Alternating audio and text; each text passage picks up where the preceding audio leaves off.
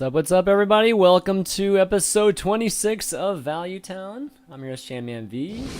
Joining me as always, wow, I can do the intro twice. Joining me as always is Trump, my co-host each and every week. He's got his fan out today. And joining us again is our guest, Reynad, here to talk about the Hunter again. Like, we're having you back on the show to talk about Hunter. It's kind of crazy that it worked out that way. But how you guys doing today? Good, good. Awesome. Trump, how you doing, man? All right, thumbs up, like it. So today, guys, topics are going to be the big announcement with Noxramas Adventure Mode, new cards. We'll talk about each of those announcements, and then iPad in the U.S. and Europe now joining, Australia and New Zealand in the very first launch, and we're gonna end things with a Hunter discussion. Hunter kind of back in the well, it's been in the metagame for a while now, but a different Hunter's in the metagame, and there's kind of two different types of decks. We'll definitely compare them, talk about why the changes, and all that good stuff that we always do. Lastly, Q&A. You guys, as always, post stuff in the Reddit thread in the comments, upvote them, and we will ask the top voted questions in the thread. I'll also be taking some sub questions too. Just get some love from the subs too. But yeah, let's start off with the big announcement at PAX. I actually missed it. I got there like 30 minutes, an hour right after. And I know, Reynad, you kind of came in around the same time too. But they Yeah, I announced, got there like yeah, after exactly, everything closed. on that Missed it Friday, all. on that Friday. But yeah, so they announced it at the booth. They announced that Adventure Mode is coming out. 30 new cards are coming out, and they kind of talked a little bit about just, I guess, how they were going to do Adventure Mode. I think it's going to come out in 5 phases, 5 wings, I guess, that exactly how they're describing it. And yeah, I'm kind of want to get your thoughts on what you think of all these announcements. Trump, what do you think, man? I like the way they're doing it. It makes it feel like new content is released like over the entire course of a month, so like there's always something new going on. I really like that direction, and it's a cool theme. It's all tied together very nicely. So, yay. Yeah, no, definitely. Renan, what do you think, man? Finally, it's been like Finally, okay. a year with the same it's amazing how deep the game was with so few cards. But I'm really happy to finally have some new stuff. And I mean, I hope they use this as an opportunity to, I don't know, just kind of shake stuff up. I really hope Priest gets a buff and stuff like that. Yeah, I mean, this is supposed to be set to come out in the summer. They just kind of just generalized and said the summer. I'm hoping it's like in June, but it's kind of Yeah. cool that they're going to be doing this. I mean, they launched the thing in March, right? And now they're going to be doing something new 3 months later. So I kind of like the turnaround. You don't really usually see this kind of turnaround from Blizzard. So 3 months, that's pretty cool. And like you said, Trump, hopefully it's going to be a lot more changes like this in I guess more frequent cycles. But let's talk about some of the cards. So I'm kind of, I was talking to some of the devs, and we are going to have some devs on next week, guys. So this week was kind of crazy with the iPad launch and just coming back from PAX. So couldn't get them on, couldn't get them scheduled in time. But next week for sure, we're going to have a pretty decently long interview with one of the devs. So look forward to definitely tune in for that next week. But one of the things that they said when I talked to them was that this is kind of good. This is going to be the mechanism for them to launch new cards. This kind of adventure mode, which is kind of cool. It's like a very creative way to do it. But let's talk about some of the new cards that they show. There's going to be 30, but they kind of previewed 5 of them just for us to take a look at. And I'm going to start out with the Undertaker here. What do you think? What do you think about this card? And maybe what do you think of it like changing or how it might be used in some of the archetypes that we know of right now? I'll start out with Trump. Why don't you take it this one? We'll just kind of go in order that way. Okay. This is one of the cards which could spawn a new archetype. Mhm. I don't think it fits into any of the archetypes as is right now. Mhm. It's not something you can just throw in anything. You put it in a deck with a lot of death rattles in it and it can be really good. That's about all to say about it, I think. Think it's going to be a card that gets to be a ridiculous size, though? Can be if you build a deck around it. Think so? Renan, what do you think? Um. Okay. So my answer is kind of the same for any card that's playable at all. as it gets released. There's this strategy. It's like fundamentally broken in Hearthstone, and it's just Warlock, um, because that hero power lets you like break so many like one huge fundamental rule of card games where you don't run out of resources, at least that resource of cards, and basically a deck like Zoo is going to benefit more from new cards being released, like almost regardless of what they are, more than any other archetype. So like Undertaker, I would play him in Zoo because he's a 1 mana 1/2, which is like good to begin with because he hasn't died of hero powers, and you don't have to play bad cards to enable him. So you're just playing like Harvest Golem and Loot Hoarder and stuff in your Zoo deck, and the 0/2 egg that you're probably playing anyway. So that's like where I would play him. But if you're making like a Death Rattle themed deck, it's probably not going to work out that well. It's going to look more like Pirates or something. I don't know, like the 1/7 guy. We'll get to him later, but Yeah. yeah, I mean, I just think it's an efficient creature, and if you buff it once, it has insane stats. So I would just play it in Zoo. Yeah, you buff it once, it's a 2/3 1 mana drop. I mean, that's pretty awesome right to begin with. But Trump, it seemed like you disagreed with something Reynad said there. Well, he's not quite wrong in that, like, if you release any cards which are, say, 4 mana cost or lower and they're efficient, then yeah, stick them in Zoo. And that much is correct that the majority of cards that are released will Zoo can consider it more, or Warlock can consider it more, I should say. That they'll only benefit Zoo the most is a stretch though, since you can release cards that are anti-Zoo and anti lots of guys. Oh yeah, Mhm. yeah. I feel like in general, I think that's the deck that's going to benefit most from like an arbitrarily large pool of cards because the hero power is just so not okay. I'm pretty sure it's going to get. I guarantee you, within a few months, it's going to get nerfed to like 3 damage to yourself. It has to. It has to. Like I don't know what beats it anymore after the new set. It has like out of the 5 cards they've released, like you've upgraded its 1 drops and you've taken away its weakness to AoE, and it's just I don't know. I mean, yeah, you can build a deck that beats it, but once Unleash the Hounds is fixed or changed, if it is, then yeah, I don't know. I don't know what keeps it in check anymore. Okay, Like the comments to newer that, build. Trump? Oh, go ahead. Any comments to that, Trump? Huh. I think my comment is just better area of effect is necessary. Yeah, an adjustment that in that regard. Yeah, I mean, one of the 25 other cards could be, another AE spell. So, yeah, I could kind of see that for sure. Okay, let's go on to the next card. We'll go to Shades of Noxramas. 3 mana drop, and you can kind of see what the stats are right here. Reynad, what do you think? That's the stealth guy. Yeah, this is kind of the With miniature Gruul or that's sorry, stealth. which It's the stealth? Yeah, yeah, it's a two two for two. two. Yeah, exactly. Okay. It's I don't like it very much. At the first I saw it and I'm like, oh my god, it's broken. And then I realized that I mean it loses stealth when you attack, right? So, Yeah. so little I play with stealth outside of conceal.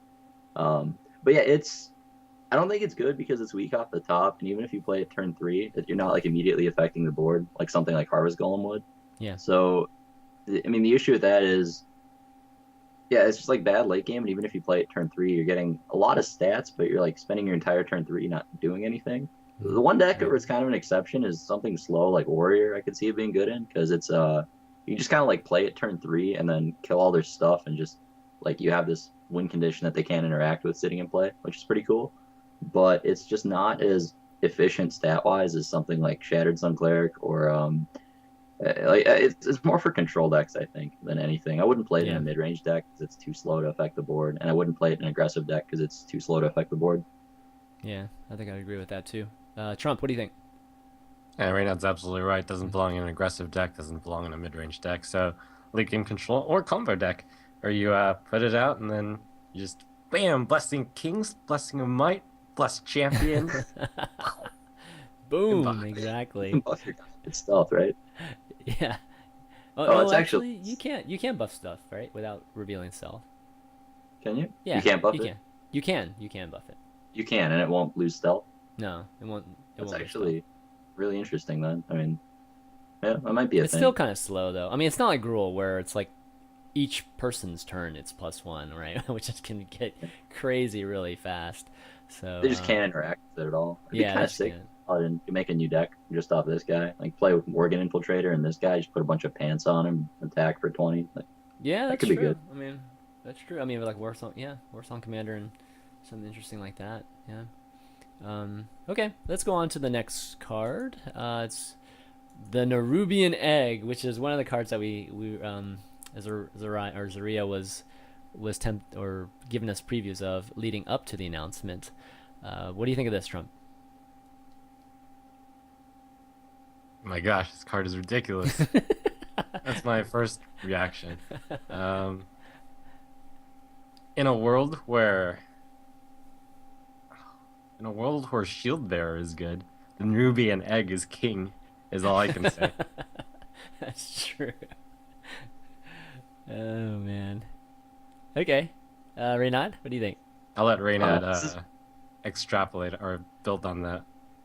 Yeah, it's some of my favorite cards spoiled out of all five. Mm. I think it's absolutely disgusting. Like without any other cards being spoiled, Zoo right now already plays like 12 cards that buff creatures. Yeah. There's like Shattered Sun Direwolf, Abusive, Dark Iron Dwarf. It's like so many cards that you're buffing. Like basically, if you give it power, you can suicide it into their creature and then get your 4/4. Then like on top of that, you can Defender of Argus it and like suicide it or make them kill it. It's not even weak to silence because it's a 2 mana card. So like if they like would you Iron Yeah. Beak Yeah. Owl if you're a dragon and feel good about it? I mean, not really. It still wins in that exchange because your opponent put Iron Beak Owl in their deck on purpose. So it's like there's no it's good against AoE. This card is just absurd. This is the card I think that'll push Zoo over the top because you don't have to play mediocre stuff like Amani Berserker anymore. You just Mm. play like a real robust 2-drop. Yeah. It is kind of like the drawback is it is kind of weak on turn 2 if you don't have a buff effect. That's really rare. Uh, yeah, yeah, that's probably true.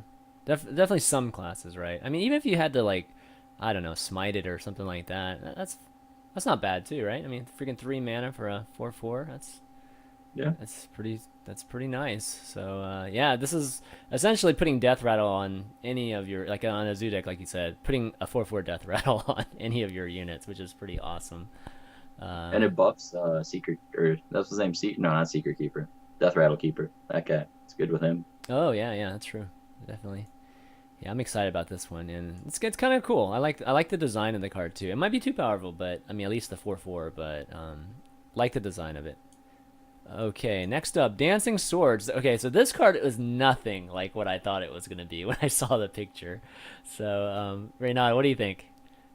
Yeah, it's nothing like what I expected either. I mean, I think it's a bad Munkla. I wouldn't play it, but yeah, man, it's pretty much other like some cards. Well, okay, does have Death Rattle, which is interesting. So I guess if you're trying to enable the 1/2 guy, then this could be pretty solid. But I think in general it's a bad Munkla, and I'd Really rather play something like Harvest Golem almost every time. interesting. Okay, Trump, what do you think? Yeah, pretty much agreed with that. Okay. It's different than Mukla, of course, since Mukla gives your opponent a benefit when it enters play, and then they actually have to deal with the Dancing Swords, which is not guaranteed, especially if you play it on turn 3, Right. but it seems tough to pull it off.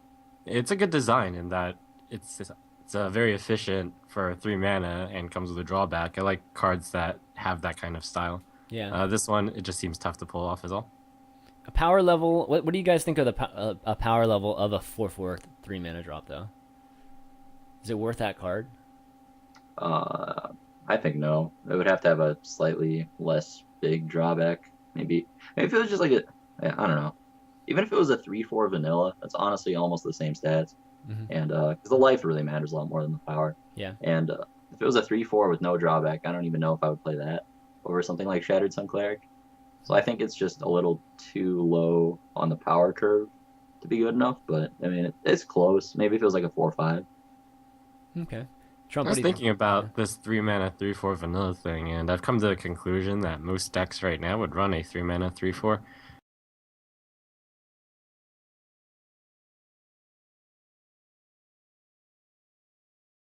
I'm not going to print a 3 mana 3/4 vanilla, but it would be something. It would change things up, I'd say. Yeah, I think so too. Okay, the last one that we can see is this is a big one. I think this is the coolest card that they announced. Baron Riven. Is it Rivendare or Rivendare? How do you pronounce that? I don't know the WoW Lord that well, but anyways, There, the I think. Baron. We just call it Baron for now. The new Baron. So this minion triggers a double death rattle. I mean, basically doubles any death rattle that's on the board. So, for instance, Karen would trigger 2 Banes if he died while Baron was on the board. What do you think of this, Trump? I mean, the gut reaction, everyone is like, "Oh my gosh, you get 2 Banes! Oh my gosh, if you put your uh, Oh my god, I what's didn't even think of that. ancestral Wow. spirit on your cairn, then you get like 4 Banes or 3 Banes. I don't I know didn't the even think exact of math, that. but Holy shit. Yeah. and then you've got like, oh my gosh, if you have Sylvanas, you steal 2 of their minions. But I think that this is a my reaction after the initial hype. I think this is not actually that good. It Okay. can be. It's like one of those things where you have to force into a deck, and obviously it relies on a lot more of the other set. See how good death rattles are, Hmm. but the basic requirement is you need to have something with death rattle, and then for your opponent not to do anything to it, and then on your turn you play the Baron Riven there, and then you have to lose your death rattle on that turn also Yeah. for best efficiency. That's somewhat tough to pull off. We'll see, Yeah, I mean, basically. with the But existence of this card, definitely people will be reacting to Death Rattle completely differently. I mean, just more urgency. There's going to be more urgency in maybe setting Death Rattles off before this card gets down, type of thing. Reynad, what do you yep. think? I mean, it's got really good stats for a 4 drop, which is interesting. I mean, it's only slightly worse stats than Yeti. So the effect is all upside. I mean, my first reaction is it's terrible because you have to get 2 death rattles out of it to make it like above average. Hmm. Um, because you want to play it on curve, right? So the death rattles you're getting probably aren't going to be like Blaine level death rattles. You're probably getting like Harvest Golem or Loot Hoarder type stuff. Right. But I mean, the stats are really good. So I don't know. I mean, even if they silence it, it's still massive. So you can like still defender it. I don't know. I'd have to play with it and I'd have to see what the death rattles are. But my first reaction is it was terrible. But now I think it's a little less. I think it might have potential just because the stats are really good. Like worst case scenario isn't that bad with this because I'm still getting 8 mana of stats for 4 mana, or yeah, 8 worth of stats for four Mm. mana, and it's all towards the ass on the card, which is really important. So, Yeah, it's on the card. Yeah, all right, sorry, that's the technical term in that. it feels a lot like a combo card for sure. You would want to play it on the curve. I think I would play it later. I'd want to play it like later, like on a late game would be more of an ideal situation than on turn 4. All the better death rattles are cheap. Golem, Loot Hoarder, Mm, okay. Leper Gnome. I don't know. Like it's I mean, yeah, there's Karen, but like most of the death rattle cards are cheap, right? Nerubian Egg. Yeah, that's true. You don't want to be playing this guy with the 4/4 for 3, Yeah, or maybe you do. I don't know. yeah. Any last thoughts, Trump? Nope, just gotta see No. what those other death rattles do. Yeah, exactly. I wonder if they're gonna release another 5 soon. Just a little preview of what's coming up. That'd be pretty I cool. guess I do have something to say actually. Okay, sure. I sometimes visit the Reddits and the Blizzard forums, and Some. like this is the number 1 card that people have been talking about. Oh my gosh, this card's gonna get nerfed. I guarantee you this is not going to make print as is. Uh, Wow. that's just silly. Like it's very situational. Yeah.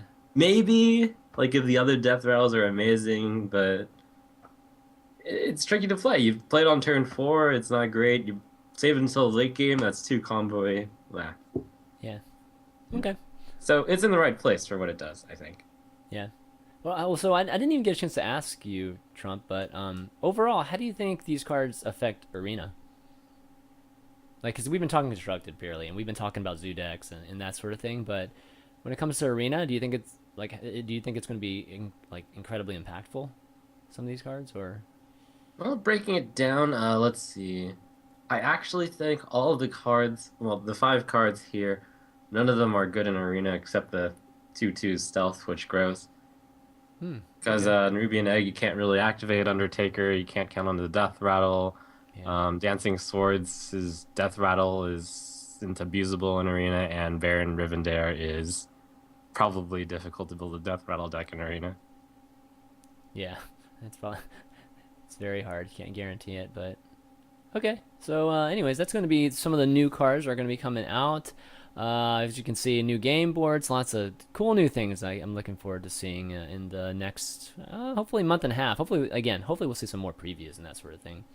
But okay, let's move on. Let's talk about, I guess, the announcement today. So iPad, or yesterday, iPad's available in the U.S. now, and today I saw on Reddit that it's supposed to be available in Europe too.